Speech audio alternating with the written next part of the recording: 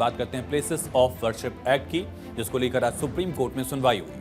अयोध्या में राम मंदिर बनने के बाद अब ज्ञानवापी और मथुरा की शाही ईदगाह के साथ ही कई मंदिर मस्जिद का मुद्दा जो है वो देश में गरमाया है।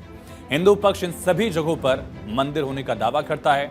इसके लिए वर्शिप एक्ट में संशोधन की मांग भी जारी है और सुप्रीम कोर्ट में पूजा स्थल अधिनियम, जिसे अंग्रेजी में कहते हैं वर्शिप एक्ट 1991, इसकी कुछ धाराओं की वैधता को चैलेंज किया गया और ऐसी 6 याचिकाओं पर आज एक साथ सुनवाई हुई। इस सुनवाई में chief justice of India Sanjiv Khanna, justice Sanjay Kumar, justice K V. Viswanathan की बेंच ने अहम टिप्पणी की है। क्या कहा, ये समझिए। सुप्रीम कोर्ट ने कहा कि हम इस कानून के दायरे, इसकी शक्तियां और ढांचे की जांच कर रहे हैं। ऐसे में यही उचित होगा कि बाकी सभी अदालतें अपने हाथ रोकें, फैसला रोकें, ये कहा गया है। सीजेआई ने कहा कि हमारे सामने 2 मामले हैं, मथुरा की शाही ईदगाह और वाराणसी की ज्ञानवापी मस्जिद। वकील की तरफ से कहा गया कि देश में ऐसे 18 से ज्यादा केसेस लंबित हैं, इनमें से 10 मस्जिद से सीधे जुड़े हैं। सुप्रीम कोर्ट ने कहा कि याचिकाओं पर केंद्र सरकार 4 हफ्ते में अपना पक्ष रखे। सॉलिसिटर जनरल तुषार मेहता, जो सरकार का पक्ष रख रहे थे, उन्होंने कहा कि हम एफिडेविट दाखिल करेंगे, हलफनामा दायर करेंगे। वकील राजू रामचंद्रन ने कहा कि निचली अदालत में फाइल सूट पर आगे सुनवाई न हो, जो केस निचली अदालतों में है उस पर आगे सुनवाई न हो, उस पर रोक लगाइए। सॉलिसिटर जनरल ने कहा कि कोई भी प्राइवेट पार्टी सूट पर रोक लगाने की मांग कैसे कर सकती है।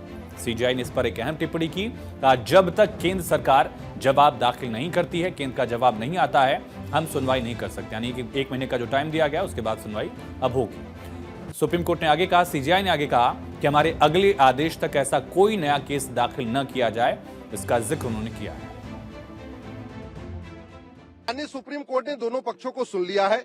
सुनने के बाद उन्होंने ओपन कोर्ट में कोई ऑर्डर नहीं पास किया है। दूसरी पक्ष का यह कहना था कि जो भारत में इस समय 18 मंदिरों का सर्वे चल रहा है, उसको रोक दिया जाए। हमारा यह कहना है कि जहां जहां सर्वे का ऑर्डर हुआ है, उसके पक्ष यहां आए ही नहीं है। और वैसे भी सीपीसी के अंतर्गत अगर कोई ऑर्डर होता है डिस्ट्रिक्ट कोर्ट का, तो उसको हाई कोर्ट में चैलेंज किया जा सकता है। आप कानून को बाईपास नहीं कर सकते कि ऑर्डर हो रखा है डिस्ट्रिक्ट कोर्ट ने और सीधे उसको सुप्रीम कोर्ट स्टे कर दे।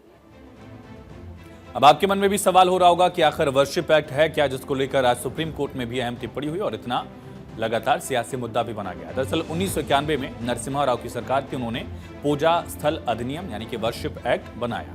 आजादी से पहले के सभी पूजा स्थलों को संरक्षण एक तरह से मिला, संरक्षण मिलता है इस कानून के तहत, जिसके मुताबिक किसी भी पूजा स्थल को तोड़ने पर रोक है और पूजा स्थल की स्थिति बदलना भी गैर कानूनी है।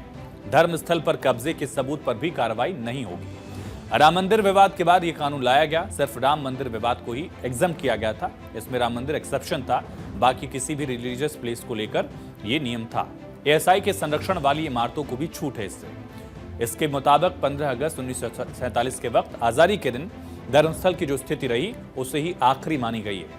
अब सुप्रीम कोर्ट की इस टिप्पणी के बाद कुछ दिनों तक सर्वे वाली बात जो है उस पर विराम लग गया है। लेकिन देखिए तो अयोध्या पर फैसला आने के बाद मंदिर मस्जिद से जुड़े देश भर में अब तक 16 ऐसे मामले सामने आए हैं। इनमें 9 नए केसेस हैं, जबकि 3 विवाद पुराने हैं। 4 मामले ऐसे हैं जो अभी कोर्ट की दहलीज तक नहीं आए हैं। समझिए कौन से बड़े मामले हैं। शाही ईदगाह मस्जिद का मामला, जिसे कृष्ण जन्मभूमि को लेकर दावा किया जाता है, ये विवाद दशकों पुराना है।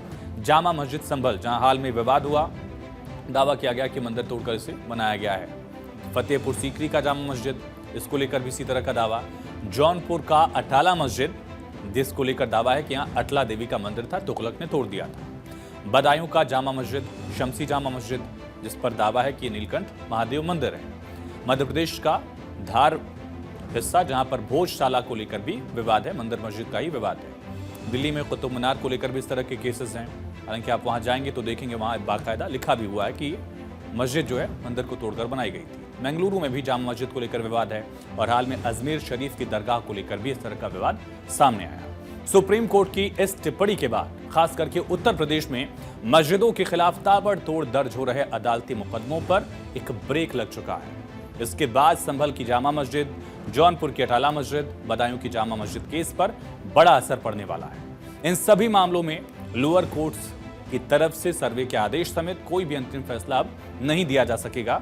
दरअसल सुप्रीम कोर्ट ने ऐसा करने पर रोक लगा दी है। इसके साथ ही किसी अन्य मस्जिद या धर्मस्थल को लेकर सुप्रीम कोर्ट के अगले आदेश तक कोई मुकदमा भी दर्ज नहीं किया जाएगा, ये यहां पर स्पष्ट किया गया।